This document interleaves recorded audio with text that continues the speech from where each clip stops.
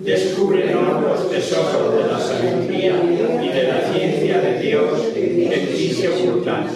Haz que tu palabra penetre nuestras almas, guíe por luz nuestros pasos, ilumine nuestras sendas, hasta que aparezca el día y se disipen las tinieblas.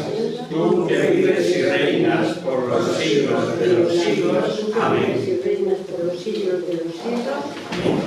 Muy bien.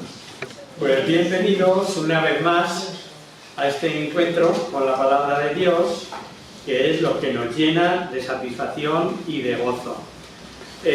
Máxime cuando acabamos de pasar por todos los misterios del Triduo Pascual y la gozada de la resurrección, la vigilia, cada cual donde la viviera. Algunos de los que estaba hablando con vosotros pues ya me han ido contando cosas de donde han estado ellos, y es una gozada. Es una gozada saber que España, que es tierra de María, pues está sembrada de curiosidades, de anécdotas, de modos de celebrar en Córdoba, en Ávila, en Cádiz, en tantísimos sitios, aunque no hayamos estado físicamente en esos sitios. Cada cual lo ha vivido de la mejor manera en esos sitios. Bien, dicho esto, nos vamos a encontrar con un contrasentido en el curso que estamos viendo de San Juan. ¿Por qué? Pues porque el curso nuestro de San Juan no se ajusta al tiempo litúrgico y nos podemos encontrar, sobre todo ahora ya, con cosas que han pasado, que acabamos de vivir. Separamos las dos cosas. Somos capaces de diferenciar nuestro estudio pormenorizado de la palabra de Dios, del Evangelio de San Juan en concreto, que es el que estamos viendo, de lo que acabamos de vivir, que es infinitamente mayor en casi todas las ocasiones. Bueno, pues en este sentido vamos a contar las charlas de ahora, después de Pascua. Bueno, felices Pascuas a todos, aunque creo que no lo hemos dicho unos a otros, pero no quiero dejar de decirlo tampoco. En el capítulo 15 de Juan, nos habíamos quedado ya terminando el 14 y vamos a empezar con el 15. Y deciros también, aunque carece de importancia, solo por no desconocerlo, decimos que este capítulo 15 y el 16 parece no encajar con el final del 14, que acababa con aquello de levantaos, vámonos de aquí. Que está interpolado esta frase o todo el pasaje, que todo lo que dice el Evangelio fue diciéndolo de camino. Es un problema redaccional, nos da igual. El caso es que son enseñanzas de Jesucristo y que bien pudo decirlas aun después de haber dicho aquello de vámonos de aquí. En el mismo cenáculo, prolongando las enseñanzas, es decir, que el vámonos de aquí no fue inmediato, sino que todavía se tardó un poco en salir, pero tampoco parece aceptada esta observación por cuanto Jesús sabía el cómo y el cuándo del prendimiento. Luego, en teoría, sí pudo decirlas de camino, más peso tiene que son muy sublimes para que sea un mensaje de paso, y siendo 12, claro, porque ya sabemos lo que es andar en grupo. Si vamos 12, nada más 12 de camino, pues el de adelante, si lo tienes cerca, se entera, y el 12º pues no le llega de lo que estamos hablando, ¿no? Digo, esa dificultad tendría, ¿no? Y empieza con una preciosa alegoría, súper conocida, seguro, de todos, siendo el tema central de que Jesús va contando, ¿no? Y vamos a leerlo y luego lo vamos desmenuzando un poquito. Leemos del 15, del 1 al 8, de Juan. Yo soy la vid verdadera y mi padre el viñador. Él corta todos los sarmientos que no dan fruto en mí y limpia los que dan fruto para que den más. Vosotros estáis ya limpios por la palabra que os he dicho. Seguid unidos a mí, que yo lo seguiré estando con vosotros. Como el sarmiento no puede dar fruto por sí mismo si no está unido a la vid, así tampoco vosotros si no estáis unidos a mí. Yo soy la vid y vosotros los sarmientos. El que permanece unido a mí y yo en él da mucho fruto, porque sin mí no podéis hacer nada. Al que no está unido a mí se lo echa fuera, como a los sarmientos que se los amontona. Se secan y se los prende fuego para que se quemen. Si estáis unidos a mí y mis enseñanzas permanecen en vosotros, pedid todo lo que queráis y se os concederá. Sigue la gloria. Sigo el 8. Mi Padre es glorificado si dais mucho fruto y sois mis discípulos. Y seréis mis discípulos. Correcto. Nos es el tema súper conocido, sobre todo puesto que hemos dado aquí el curso de San Pablo, de continuo, y sabemos que San Pablo, hablando del cuerpo místico, es la repera, ¿no? Bueno, pues es importante saber y conocer, no por boca de Pablo, sino del mismo Jesús, este trascendental misterio del cuerpo místico de Cristo. Jesús, recordamos, ya había dicho que era pan de vida, luz del mundo, buen pastor, resurrección y vida, camino, verdad y vida, y ahora revela nada más y nada menos que el cuerpo místico. Unidos a él, mucho fruto, sin unión con él, nada. Y fijaos que no dice ni poco, ni difícil, ni a medias, nada. Sin mí, nada. Así se explica que haya santazos que convirtieron a millones, o santazos sin muchas ciencias, como el santo cura de Ars, por ejemplo, ¿no? Tan importante es ese sin mí, que ha sido tomado, porque son palabras de Cristo, en varios concilios para demostrar que aun siendo el hombre libre, necesita de la gracia para cualquier obra buena, porque si no estás unido a él, nada, hemos dicho, ¿no? Esta es una importantísima cita, y como digo, que se ha usado en concilios, por ejemplo, contra el pelagianismo, esa herejía que dice que todos somos libres y que no es necesaria la gracia, ¿no? Eso es lo que decía Pelagio. Esta unión con el vid imprescindible ha de contar con su savia, pues aunque el sarmiento unido por el bautismo, si está seco por falta de obras, está muerto, ¿a dónde irá al final? Al fuego, porque el Padre es el labrador y el sarmiento que da fruto lo podará, para que el limpio dé muchísimo más fruto. Gran revelación que enseña por qué Dios permite el sufrimiento del justo. Fijaos lo que estoy diciendo. A veces puede pasar por nuestra cabeza esa mala tentación. Si yo, ¿cómo permite Dios en mí? Te está podando para que des más fruto. Las ramas no dan la savia de vida, sino que la reciben de la vid. Por eso no hay fruto si la adhesión inmanente continúa con él. Sin esa unión con él, nada de nada. No te mates a hacer o decir si no estás viviendo de su savia, porque pedid y lo conseguiréis. El medio de permanecer es la oración, y al dar fruto damos gloria al Padre. Leamos ahora del 9 al 17. Como el Padre me amó, os amé también yo. Permaneced en mi amor. Si guardáis mis mandamientos, permaneceréis en mi amor. Lo mismo que yo siempre he guardado los mandamientos de mi Padre y permanezco en su amor. Os he dicho estas cosas para que mi alegría esté en vosotros y vuestra alegría sea colmada. Este es mi mandamiento, que os améis los unos a los otros como yo os he amado. Nadie tiene mayor amor que este, dar uno la propia vida por sus amigos. Y vosotros sois mis amigos, si hacéis lo que yo os mando. Ya no os llamo siervos, porque el siervo no sabe qué hace su Señor. Os he llamado amigos, porque todo lo que oí de mi Padre os lo he dado a conocer.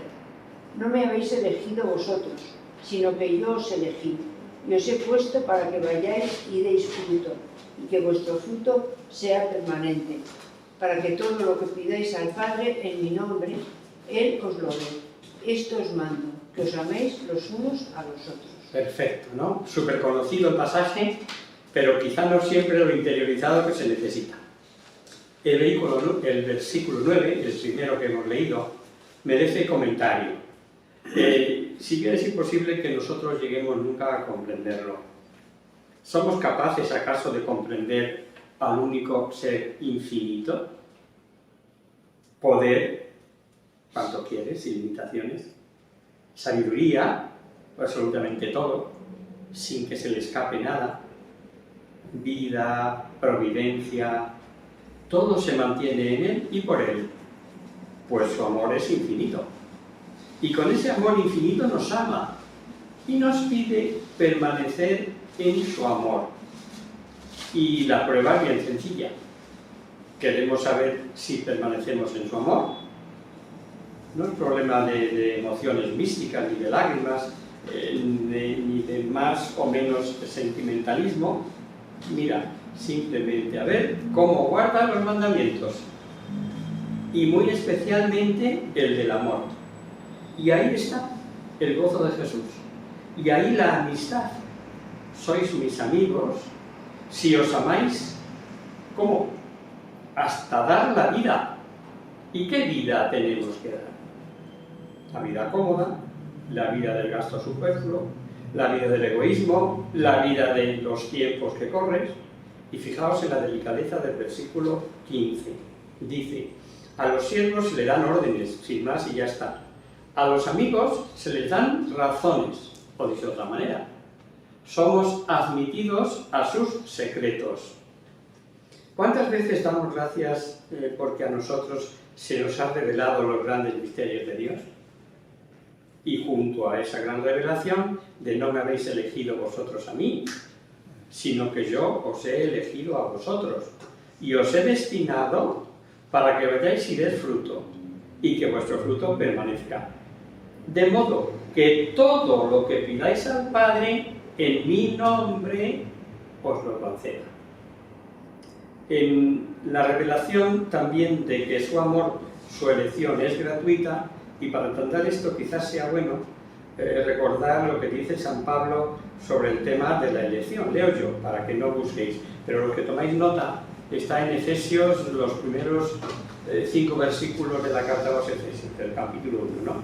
Dice allí, por cuanto nos ha elegido en Él antes de la fundación del mundo, para ser santos e inmaculados en su presencia, en el amor, eligiéndonos de antemano para ser sus hijos adoptivos por medio de Jesucristo, según el beneplácito de su voluntad, porque le dio la gana. Ya está, sin más. Porque el Señor ha querido, no por nuestros méritos. Y la segunda carta a Timoteo dice que nos ha salvado, que nos ha llamado con una vocación santa, no por nuestras obras, sino por su propia determinación y por su gracia que nos dio desde toda la eternidad en Cristo Jesús. Y lo más importante, las elecciones divinas, pueblos, discípulos, almas, son siempre por amor. Lo encontramos en la carta a los romanos, en Isaías, pero seguimos donde estábamos. Ahora dice a sus discípulos, versículo 16, leedlo. ¿El 16 solo? Solo. El 16, solo el 16. Me habéis elegido vosotros. Os he dicho esto para que no tengáis tropiezo. Os echarán de las sinagogas. ¿Ese es el 16? No. Es el 15 y 16, ¿no? Sí. Me habéis elegido vosotros a mí. Eso. Yo me habéis elegido a vosotros. Y os he destinado para que vayáis y deis fruto. Y que vuestro vuestro fruto permanezca, para que cuanto pidiereis al Padre en mi nombre, os lo dé. Claro que valiéndose de segundas causas. Dios no hace nada fuera de lo que nosotros consideramos normal. Y tenemos la historia, ¿no? A Pedro, ¿quién le lleva a Jesús? Su hermano, como lo más natural. Lo conoce Andrés, conoce con el otro San Juan, discípulos del Bautista los dos, y ¿Quién se lo cuenta? Del pequeño al mayor. Le dice a Pedro, hemos visto a Jesús, ¿no? Lo llevó su hermano. A Natanael, Felipe, y a ti, a mí, a cada uno de nosotros, ¿quién nos ha llevado a Jesús? Si no lo hemos pensado hasta ahora, pensadlo esta tarde, esta noche, para que deis gracias o demos gracias a Dios justo de esa llamada. Se valiera el Señor de quien se valiera. Pero ojo, elegidos para dar fruto, y fruto verdadero, y vuelta con el fruto que más prefiere. Dice el 17, leed el 17. Es releer, ya lo hemos leído. Esto os mando, que os améis unos a otros. Lo que os mando es que os améis los unos a los otros. Elección que como todas es difusiva. Nunca es para cada uno, no es para ti solo. Recordad, elige a Abraham y yo te haré padre de un gran pueblo. Elección personal, sí, pero para una dimensión mayor, la que él tenía que hacer, la que se le era pedida a Abraham. Te haré padre de un gran pueblo.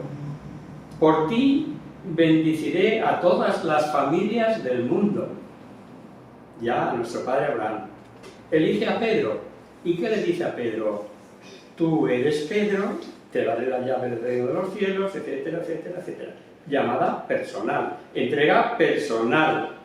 Pero al final, ¿qué dice? Sobre esta piedra edificaré mi iglesia. Igual, la llamada a Pedro es difusiva, no se queda en él solo, ¿no? Dice la Lumen Gentium, en su número 48, que la iglesia es sacramento universal de salvación. ¿Cuántas gracias tenemos que dar al Señor por la iglesia? Nuestra Santa Madre Iglesia, una vieja, muy vieja, con arrugas, haciendo alusión a las arrugas, pero a la que es imposible decir no y hay que querer cada día más. Una madre viejita, o una abuela, como queráis. Coged el ejemplo que queráis. De Benedicto XVI. No era moco de pavo. Cuando quiere llamar la atención sobre la iglesia a la que pertenezco, a la que le encuentro mil defectos, aunque la Santa Madre Iglesia, ¿no? Estos misterios de amor divino no son aceptados por el mundo. Difícil la explicación, pero triste realidad. El mundo los odia. Seguimos leyendo, del 18 al 20. Si el mundo os odia, sabed que a mí me ha odiado, antes que a vosotros. Si fuerais del mundo, el mundo amaría lo suyo. Pero, como no sois del mundo, porque yo, al elegiros, os he sacado del mundo. Por eso os odia el mundo. Acordaros de la palabra que os he dicho. El siervo no es más que su Señor. Si a mí me han perseguido, también os perseguirán a vosotros. Si han guardado mi palabra, también la vuestra guardarán. Este último versículo, el 20, es muy consolador, o por lo menos a mí me lo parece, ¿no? Si a mí me han perseguido, también os perseguirán a vosotros. Y nos quedamos ahí. Ahora ya me explico. ¿Por qué me encuentro estas zancadillas? ¿Por qué este no me escucha? ¿Por qué aquel ha hablado ya cosas que no sé qué? O sea, ¿ves que te han podido perseguir de algún modo? Si has guardado su palabra. Si han guardado mi palabra, también la vuestra la guardarán. ¿Cuál? ¿Cuántas? ¿Quiénes? ¿A qué personas has transmitido tú su palabra? Pues esas, en esa misma medida, si lo guardan, también es que guardarán la que nosotros les hemos dado, porque es la palabra de Dios, ¿no? La persecución, la mofa, la rabia, el odio contra la Iglesia, es rasgo que revela que es la Iglesia verdadera. En el mundo impera Satanás, como sabéis, padre de la mentira, Luego odiará lo que no es mentira, lo verdadero, ¿no? Y no debemos engañarnos tampoco en esto, porque estamos en el mundo y el Señor no nos ha querido sacar del mundo. Y nos encontramos, pues eso, con televisión, con artículos, con radio, con comentarios, a veces con saña contra la verdad, y Cristo nos previno, lo anunció de antemano. Aun estando en el mundo, el discípulo de Cristo no es del mundo, y por eso no debe esperar mejor trato que el que le dieron al Maestro. Cristo fue, es y será signo de contradicción, y el odio es, desgraciadamente, en la mayoría de los casos, por ignorancia culpable. Es el perdónale, Señor, que no sabe lo que hacen. No sabemos si lo saben lo que hacen o si lo hacen a veces. Leámoslo, del 21 al 25. Todas estas cosas harán con vosotros por mi nombre, porque no conocen al que me ha enviado. Si yo no hubiera venido ni les hubiera hablado, no tendrían culpa, pero ahora no tienen excusa para su pecado. El que me odia a mí, odia también a mi Padre. Si no hubiera hecho ante ellos obras que nadie ha hecho, no tendrían culpa, pero han visto esas cosas, esas obras, y a pesar de todo me odian a mí y a mi Padre. Para que se cumpla lo que está escrito en su ley, me han odiado sin motivo. Perfecto, ¿no? Y el siguiente versículo, el 26, que lo vamos a leer, es como un pequeño compendio de toda la teología sobre el Espíritu Santo. Leed el 26. Cuando venga el Paráclito, que del Padre os enviaré yo, el Espíritu de la verdad, que proviene del Padre, Él dará testimonio de mí. Él dará testimonio de mí. Espíritu que procede del Padre, y dice que yo os enviaré. Luego también procede del Hijo. Y además vemos claramente que es persona distinta del Padre y del Hijo. Y para que se comprenda mejor, leed el 27. Y vosotros también daréis testimonio, porque desde el principio estáis conmigo. Estáis conmigo. Esta mini apología del Espíritu Santo que os digo es el famoso filioque. Habéis oído hablar de él, aunque no suene la palabrota, ¿no? Es el que se diferencia en nuestro credo, ¿no?, con los hermanos separados, o con los protestantes, ¿no? Que procede del Padre y del Hijo, decimos los cristianos, ¿no? Y aquellos entienden que procede del Padre por el Hijo. No es eso. Lo que dice nuestro credo es que procede del Padre y del Hijo. Y aquí lo deja bien claro el Señor cuando dice que cuando venga el Paráclito que yo os enviaré de junto al Padre, habéis leído, ¿verdad? Sí. El Espíritu de la verdad, que procede del Padre y dará testimonio de mí. Pero también vosotros daréis testimonio, habíamos leído en el 27. Basta ver la unión de los discípulos y el Espíritu Santo desde el comienzo de la Iglesia. Lo entendieron bien los primeros sucesores de los apóstoles y los apóstoles, ¿no? En el propio libro de los Hechos, y hablando de las decisiones finales del primer concilio de Jerusalén, dice Hechos: nosotros somos testigos de estas cosas, y también el Espíritu Santo que ha dado Dios a los que lo obedecen, o las últimas del concilio de Jerusalén, que hemos decidido el Espíritu Santo y nosotros no imponeros más cargos que estas que son indispensables. A continuación dan las tres causas.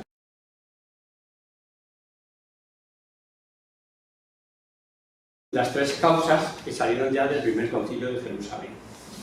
El principio del siguiente capítulo, el 16, ya es como continuación de lo que Jesús ya les había dicho.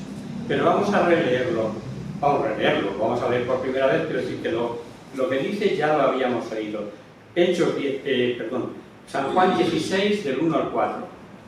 Os he dicho esto para que no os escandalicéis. Os expulsarán de las sinagogas, e incluso llegará la hora en que todo el que os mate piense que da culto a Dios. Y esto lo harán porque no han conocido ni al Padre ni a mí.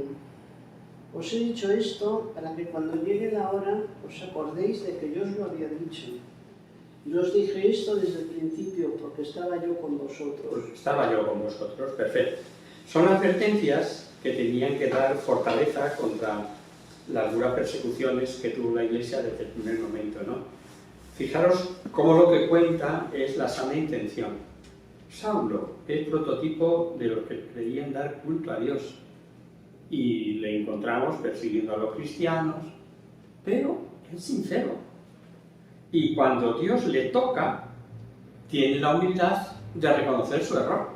O dicho de otra manera, él no perseguía a cristianos porque sí, ni por cabezonada personal, sino porque creía que con eso estaba haciendo lo correcto, ¿no?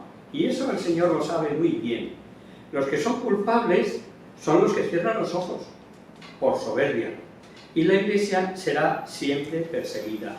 Os leo una cita de Mateo, Mateo 5:11. Bienaventurados seréis cuando os injurien y os persigan y digan con mentira toda clase de mal contra vosotros por mi causa. Bienaventurados, ¿eh? Por tanto, perseguida sí, pero no vencida. Por el contrario, la persecución produce la bienaventuranza. ¿Y esto quién lo cuenta? Pues nos lo cuenta el evangelista Lucas. Os doy la cita para los que tomáis nota, pero no vamos a buscarla, pues la leo yo. Dice en Lucas 6:22: Bienaventurados seréis cuando los hombres os odien, cuando os expulsen, os injurien y proscriban vuestro nombre como malo, por causa del Hijo del Hombre. Bienaventurados. Y cuando Cristo les habló de su ida al Padre, se entristecen e incluso hubo sobre esa marcha preguntas y diálogos, pero ya no preguntan, iban comprendiendo condición necesaria para la venida del Espíritu Santo, es la partida de Jesús. Lo dice también en el Evangelio, en este caso Juan, ¿no? Del 5 al 11. Pero ahora me voy a aquel que me ha enviado, y ninguno de vosotros me pregunta, ¿dónde vas? Sino que por haberos dicho esto, vuestros corazones se llenaron de tristeza. Pero yo os digo la verdad, os conviene que yo me vaya, porque si no me voy, no vendrá a vosotros el Paráclito, pero si me voy, os lo enviaré. Y cuando Él venga, convencerá al mundo en lo referente al pecado, en lo referente a la justicia y en lo referente al juicio. En lo referente al pecado, porque no creen en mí. En lo referente a la justicia, porque me voy al Padre y ya no me veréis. En lo referente al juicio, porque el príncipe de este mundo está juzgado. Está juzgado. Fijaros que solo Dios puede enviar el Espíritu Santo. Y dice, lo hemos oído, os lo enviaré, os lo enviaré. Luego Jesús pone los atributos divinos de Yahvé en todo el Antiguo Testamento. Era el único que podía enviar el Espíritu. Esto lo entienden mucho mejor nuestros hermanos mayores, los judíos. ¿Por qué? Porque para ellos solo había un único Dios, el que hacía y deshacía era Dios, y de hecho, y en la condena de Jesús se aprecia que la rabia que tienen es que se hace igual a Dios. O sea, que este hombrecito que ha llegado por aquí quiere ser Dios, es igual que Dios. Hay que matarlo, ¿no? Así sería. El Espíritu Santo acusará al mundo referente al pecado, a la justicia y al juicio. Nos dice esto que acabamos de leer. De pecado, el mundo pensaba que Jesús era culpable, que se hacía pasar por Mesías, por Hijo de Dios y enviado. Aunque tuvieron pruebas más que suficientes de que era así, cerraron los ojos y permanecieron en su pecado. Pecado de incredulidad contra la luz, y seguirá habiendo ciegos. ¿Por qué? Pues porque no les interesa ver, porque las obras que llevan van por otro lado, porque no andan bien en obras. Eso referido a pecado. De justicia. Sabéis que en Biblia justicia es igual a santidad, ¿no? Lo hemos dicho en otras ocasiones, pero lo recuerdo aquí. La justicia y la santidad pertenecen al que han crucificado. Su obra crecerá, los milagros seguirán, los carismas aparecerán, y ahí está la santidad y la justicia. No en el Sanedrín, que decía obrar en justicia y defensa de la ley. Quedará demostrado cuando Cristo pase al Padre. Y por último, de juicio.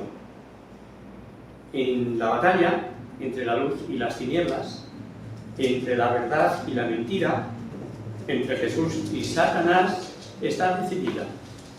Satanás ha sido sentenciado, condenado. La muerte, que era su principal triunfo, fue vencida con la resurrección. Y todo esto será arguido por el Espíritu Santo. Es decir, el mensaje es ascendente en medida, o en la medida en que la plenitud de los tiempos, el mismo Hijo, pero es tan sublime, es la revelación total, que precisan una radicalidad, transformación, en el plan salvífico llevará a cabo el Espíritu Santo, en lo que tenemos ahora, en lo que estamos haciendo después de la muerte de Cristo, más de 2000 años, ¿no? Leemos del 12 al 15. Muchas cosas tengo que deciros todavía, pero ahora no estáis capacitados para entenderlas. Cuando venga Él, el Espíritu de la verdad, os guiará a la verdad completa, pues no os hablará por su cuenta, sino que os dirá lo que ha oído y os anunciará las cosas venideras. Él me honrará a mí, porque recibirá de lo mío y os lo anunciará.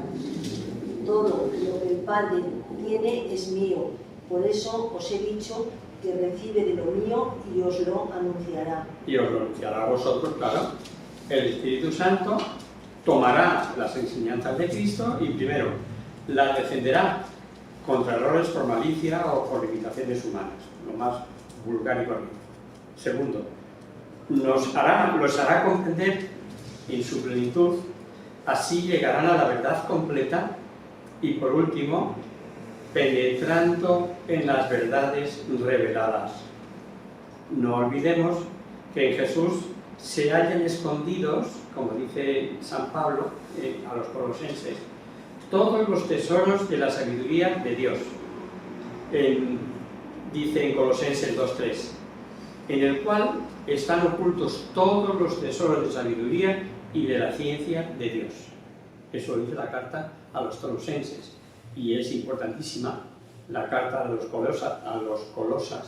Colosas, y particularmente en el capítulo 2, donde se adquiere el conocimiento, la raíz y la justificación bíblica, histórica, para definir Cristo, Dios y hombre verdadero. Cuando hayáis oído hablar del Concilio de Calcedonia, por ejemplo, que es cuando se define la divinidad de Jesucristo, Dios y hombre verdadero, lo dice la carta a los colosenses, ¿no? Nos conviene saber también que dentro de la Escritura la Iglesia bebe, y bebe continuamente, ¿no? Pero sin duda es la Iglesia quien, asistida por el Espíritu Santo, posee la verdad completa, la verdad toda entera, y extrañará que en ramas desgajadas de los sucesores de los apóstoles se conserven verdades. A mí no me extraña en absoluto. Y en muchos momentos y causas dentro de la historia habrá lo que se llama las semillas del verbo, ¿no? Sigue existiendo parte de esa verdad, que es reveladora y que incluso a los cristianos nos puede venir muy bien, porque en muchas cosas nos darán ejemplo. Le oí a Gisela ahora un testimonio de ella de esta Semana Santa en ese sentido. Es verdad, No podemos escandalizarnos ni rasgarnos las vestiduras. Nunca, nunca. Ahí existen las semillas del verbo. Lo dice el Vaticano II clarísimamente. No olvidemos eso, que están ocultas todas las tesoros de sabiduría y de la ciencia. Pero sin duda es la Iglesia quien, asistida por el Espíritu Santo, posee la verdad completa, la verdad entera, y no nos extraña esto que ocurre en las otras iglesias o en otros hermanos. Y como Jesús glorifica al Padre, el Espíritu Santo glorifica a Jesús, recibe y muestra lo que es común al Padre y al Hijo. Demostración de que procede del Padre, repito, y del Hijo. No a través del Hijo, no, sino Padre y del Hijo. Y dándonos sus dones, sabiduría, entendimiento, ciencia, fortaleza, etcétera, etcétera, y sus frutos, amor, gozo, paz. ¿En qué poca estima y devoción le tenemos al Espíritu Santo? Yo dando un poco catequesis a alumnos que tengo mayores que se preparan para la confirmación, les decía esto. ¿Qué distinguís los dones de los frutos? Ambos vienen del Espíritu Santo, ¿no? Pero el don es el peral. Y la pera eres tú. Es decir, los frutos los tenemos que dar nosotros, porque hemos recibido unos dones. Jesús dijo a sus discípulos sorprendidos, y con esto vamos a acabar. Leemos del 16 al 20. Dentro de un poco ya no me veréis, y dentro de otro poco me volveréis a ver. Algunos de sus discípulos comentaban unos con otros: ¿qué es esto que nos está diciendo? Dentro de un poco ya no me veréis, y dentro de otro poco me volveréis a ver, y porque me voy al Padre. Preguntábanse, pues, ¿qué es eso que dice? Dentro de poco. No sabemos de qué hablan. Conoció Jesús que querían preguntarle y les dijo: estáis indagando entre vosotros eso que dije. Dentro de poco no me veréis, y dentro de otro poco me volveréis a ver. De verdad os lo aseguro. Vosotros lloraréis y os lamentaréis, pero el mundo se alegrará. Vosotros estaréis tristes, pero vuestra tristeza se convertirá en alegría. ¿Sigo? Sí, sí. Cuando la mujer va a dar a luz, siente tristeza, porque llegó su hora, pero apenas da a luz al niño, no se acuerda ya de su angustia, por la alegría de haber traído un hombre al mundo. También vosotros sentís tristeza ahora, pero yo volveré a veros, y se alegrará vuestro corazón, y esa alegría vuestra nadie os la quitará. Nadie os la podrá quitar. El pasaje es muy bonito, y es digno de desmenuzarlo con cuidado. Por tanto, lo vamos a dejar para el próximo lunes, si os parece, porque además el reloj es implacable. Entonces, aquí continuamos, si Dios quiere, el lunes que viene, ¿vale? Pues rezamos a la Virgen y nos vamos.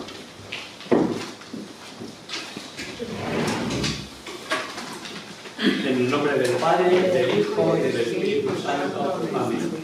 Virgen de la Aurora, delicia del cielo, en cuyo rostro se miran los santos y se contemplan los ángeles. Haz que nosotros, tus hijos, nos parezcamos a ti, y que nuestras almas reciban el rayo de esa belleza tuya, que no decae con los años, sino que tiene eternidad.